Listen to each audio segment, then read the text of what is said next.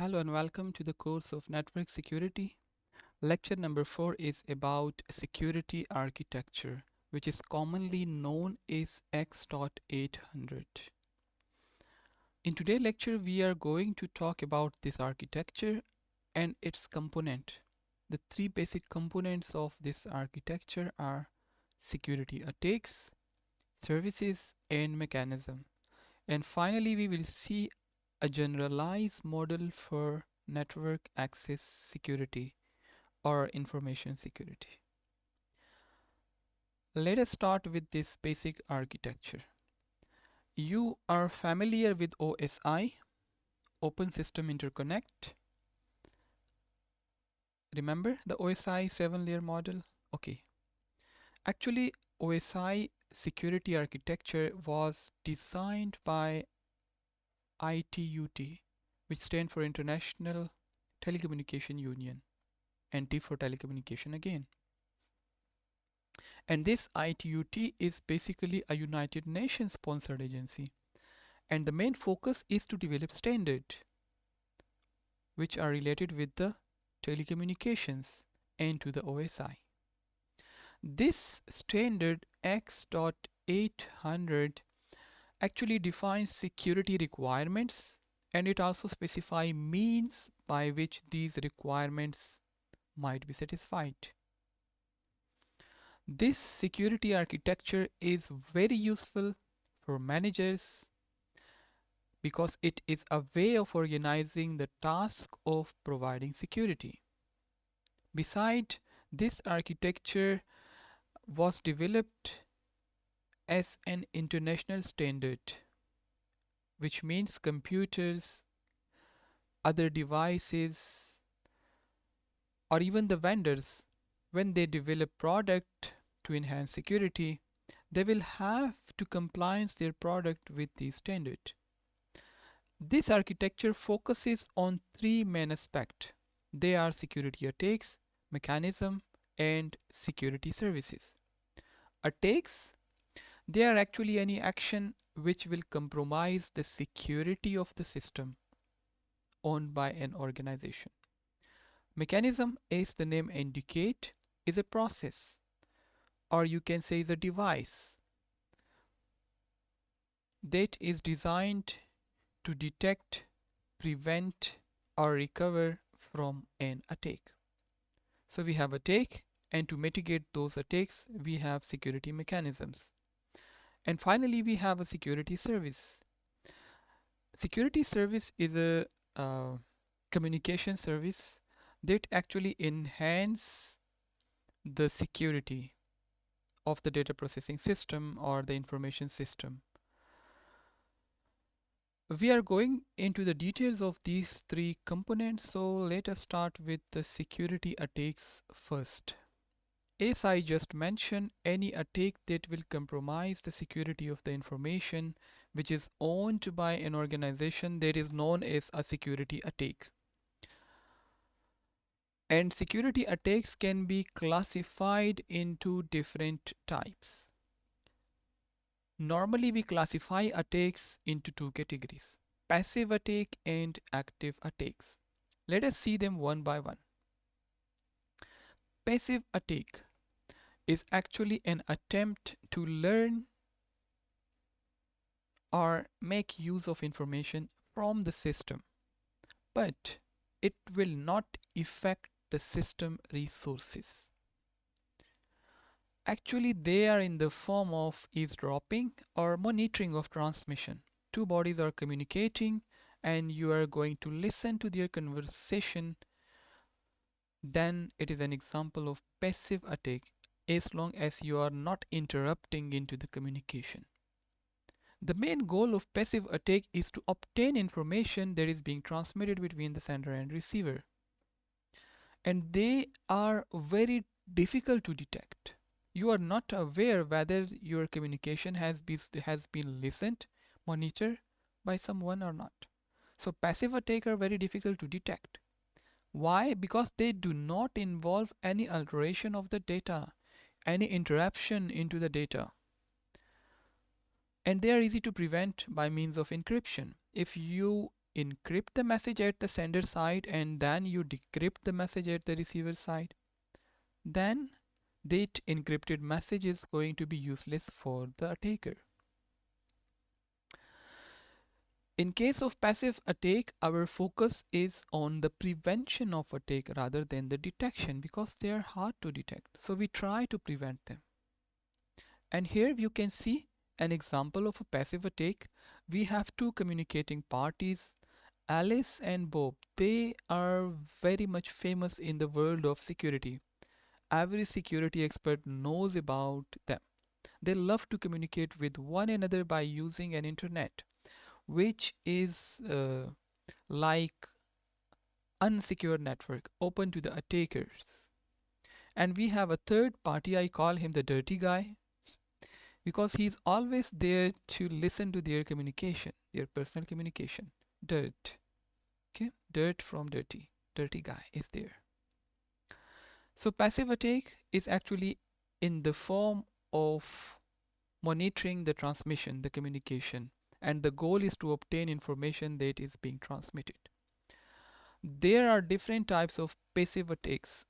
The two most common form of passive attacks are mentioned here. The first type of attack is known as release of message contents, while the second type of attack is known as traffic analysis. So you can see Alice and Bob again, they are communicating with one another, and the third person Dart is there.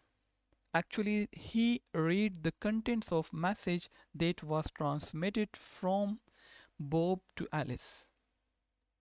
And there is an example of read content passive attack. In the second scenario, we have the same communicating parties involved in communication and the dirt is there. Actually, in this second type of attack, which is known as traffic analysis, he not only read the contents, but he tried to observe the patterns in the message, analyze the message in order to get something out of the message.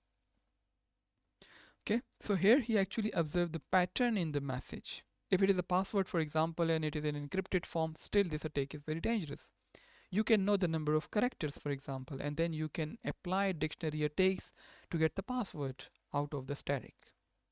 But this is how passive attacks are. The second type of security attacks that we have are known as active attacks.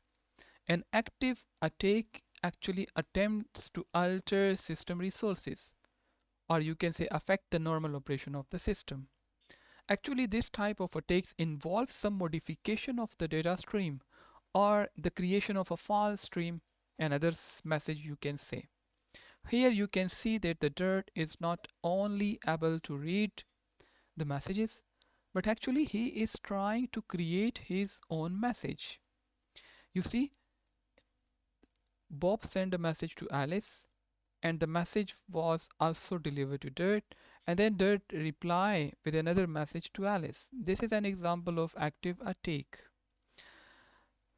So an active attack, you can categorize them into different categories. The four common type of categories of active attacks are mentioned here.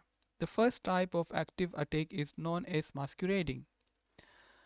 In simple word, one entity pretends to be a different entity. For example, authentication sequences can be captured and then replayed after a valid authentication sequence has taken place. And thus, it will enable an unauthorized entity with few privileges to obtain extra privileges by impersonating an entity that has those privileges. To make things simple, for example, Bob sent a message to Alice and that message has been appeared to Dirt. Now Dirt will use the same message of Bob to gain extra privileges to the system. Right? And this is an example of masquerading. Actually, Dirt pretend to be Bob. Alice will think that she is still communicating with Bob, but in reality she's not communicating with Bob, she's communicating with the dirt. In most extreme scenario, consider Bob is a customer, Alice is a bank, and we have a communication between the customer and the bank.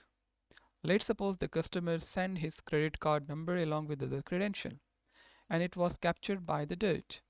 Later on, the dirt can use the credential of this person to contact the bank and do some transactions.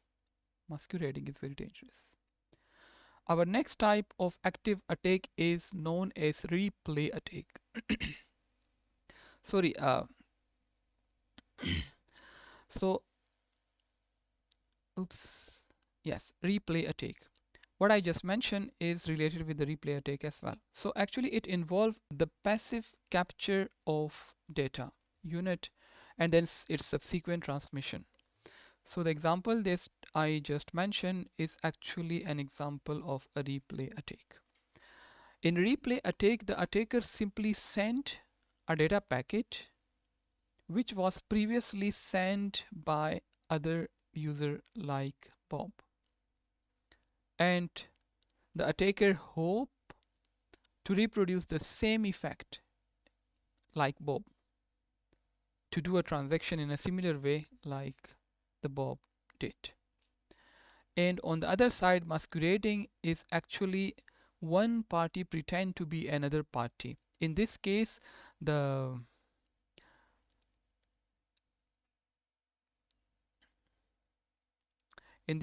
dirt will not use the replay attack. Actually, in masquerading, he will pretend, he will try to convince the Alice that she is actually talking with the dirt and not with the Bob.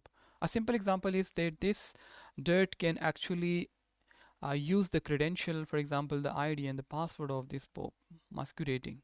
Okay, and then on the third category, we have the modification attack, which means that some portion of a message has been altered, or the messages are delayed or recorded or something like that.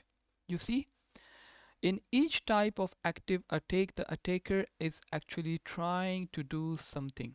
Like previously he tried to pretend to be someone else, then he tried to reproduce the same effect produced by the Bob, and now he is trying to modify the contents of the message. For example, a simple example of the modification attack is that Alice and Bob send a message to Alice, let's meet at 6 p.m. And then the message was modified by the dirt. I do not want to meet you. And the message was sent to Alice. Alice will think that the message is arrived from Bob. Although the message was arrived from Bob, but the message is not authentic. The integrity of the message has been violated, has been compromised. Dirt has changed the contents of the message, and this is an example of modification attack. The final category of active attack is known as denial of service attack, and this is one of the most common and famous attack in the world of network security. This is an attack against a system, not against a user. That is why you can see server instead of Alice here. Here the attacker will disrupt the entire network either by disabling the network or by overloading it with a large number of messages. And it is quite difficult to prevent active attack. Absolutely. So here our goal is going to be detection, on the detection, not on the prevention. Okay. So a denial of server attack actually prevents the normal communication facility of a system. It will be able to let the system completely down or let the system operate slowly. In this attack, the attacker will generate too many fake messages to overwhelm the server with handling too many requests or too many messages. That is the denial of service attack. Okay, so we are studying the X.800 architecture, security architecture. The first component was attacks, and then we divided the attacks into passive attacks and active attacks. Second component of the OSI security architecture is known as security services. As I just mentioned, a security service is a service that is provided by a layer. You remember? We have different layers. OSI has 7 layers, TCP has 5 or 4 layers. So we need to provide security at each and every layer. That will ensure adequate security of the system or the data transfer. A processing or communication service that enhance the security of the data processing system. And the information transfer of an organization is known as security services. These services are intended to counter security attacks that we just saw, and plenty of other types of attacks that exist in today's IT world. Actually, these security services will prevent the attacks, but to prevent the attacks, they will make use of security mechanisms, which we are going to study in a moment. Normally, we can divide these services into 5 categories, and they are authentication, access control, confidentiality, integrity, and non-repudiation. Some of them are familiar. You have studied about them in week number 1 or in lecture number 1 and 2. But let me briefly explain what they are. Authentication means user authentication, and it is a fundamental building block of any defense system, any information security system. Beside from user authentication, we also have message authentication, which is a procedure that will allow communication parties to verify that the contents of a message that has been received has not been altered by some intruders or hackers.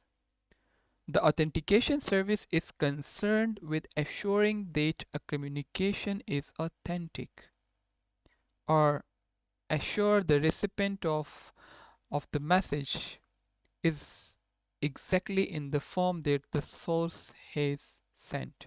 Nothing has been changed in transmission or during transmission. When we are talking about authentication, we actually means two different types of authentication.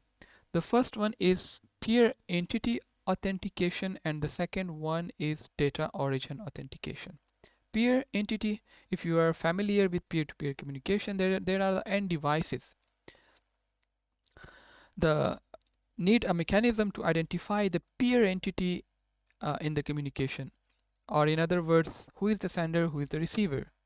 Or it could be two devices who are using TCP IP protocol suite to communicate with one another. So their authentication is important. On the other hand, we need to authenticate the data origin, from where the data is coming. Okay, and we also have in today's world different types of authentication mechanism, like password-based authentication, and we also have secure password-based authentication, which is known as hash password. Beside from password-based authentication, which is a very classical and traditional way for authentication, we also have some more advanced form of authentication like token-based authentication, in which memory cards are used. They actually store data, which can be read by a card reader, for example. If you want to enter into an organization and you have a token based card which has a memory card inside it or a chip inside it, and your details are stored, and then you are able to enter into the organization by swiping the card or by showing the card to an inexpensive card reader. ATM card is another example, and things like that. So that is another form of authentication. What about biometric authentication, like facial characteristics, fingerprints, hand geometry, retinal patterns, iris, etc. So all these are different forms of authentication which are available in today's world of security. Beside from authentication security service, we do have access control. As the name indicate, access control is the ability to limit and control the access to a system or to an application or to the data or to the information. And to achieve this access control, each entity which is trying to gain access must first be identified or authenticated so that access rights can be granted to the individual entity. We also have data confidentiality. I will not go into the detail of confidentiality as you have already learned about it in the CIA concept. And we do have data integrity, which means that messages are received as sent by the sender with no duplication, no insertion, no deletion, no modification, no reordering, no replays, etc. And finally, we have non-repudiation, and we also talk about it in lecture number 2, which means to prevent that either the sender or receiver will deny. The sender will not deny that he did not send the message, and the receiver will not be able to deny that he or she did not receive the message. When a message is sent, the receiver can prove that the right sender is in fact the one who sent the message. And similarly, when a message is received, the sender can prove that the right receiver in fact received the message, intended message. Nobody can deny. This was the second component of the security architecture. The third and final uh, thing is security. Okay, this is the details about security services. The third and final thing is security mechanism. Mechanism, as I mentioned in the beginning of this lecture, is a process that is designed to detect, or you can say to prevent, or even to recover from a security attack. And mechanism can be divided into different types. Like you can implement security mechanism at a specific protocol layer like TCP or like IP or like UDP, etc. Or even at the application layer. On the other side, you can define the security mechanism in such a way that they are not specific to any particular protocol layer. They are general. So let us see them in details. The first one is specific security mechanism. As the name indicates, they may be incorporated into the appropriate protocol layer in order to provide security services. Similarly, the other type, which is known as pervasive security mechanism, they are not specific to any particular layer, protocol layer. They are general. The first one has different subcategories like encipherment, and we will see this is actually the whole course of network security. Our course is designed based on this mechanism. We will go into further details of these topics, but just to give you a brief overview of what they are. Encipherment is the use of mathematical algorithms to transfer data into a form that is not readily intelligible. Like converting your text into unreadable, or not unreadable but ununderstandable form, like the cryptography. Converting the plain text into ciphertext and then converting back the ciphertext into plain text. We will study them in the cryptography concepts when we will study about cryptography. The second thing is digital signature, in which we actually append data to the extra data to the data that we want to send, and that will allow the recipient of the data to verify that the data is actually coming from the authentic sender. And access control, as I just mentioned, is to know or to grant privileges to the users who are actually accessing your system. Data integrity, you know about it. Authentication exchange, authentication is clear. Authentication exchange means a mechanism which is intended to ensure that the identity of an entity is intact by means of information exchange. Traffic padding is another word that we use in security. It is actually the insertion of bits into the gaps which is in the data stream. And this is used for making the data like adding extra bits to the data to make the, the, the job of attacker difficult. Like you are adding extra bits. So it is difficult for the attacker to separate the padded bits from the actual bits. And we also have some routing control which will enable selection of particular physically secure routes for certain data and will allow routes changing, like you are sending some data on one route and some data on the other route, etc. And we have notarization, which is the use of a trusted third party to assure certain properties of data exchange.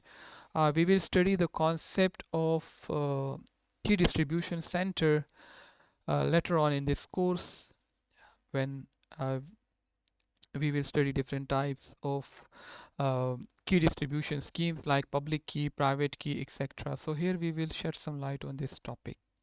Well, these are some specific security mechanism. Specific security mechanism mean that they uh, may be incorporated into the appropriate protocol layer, and the purpose is to provide some sort of security services to the user.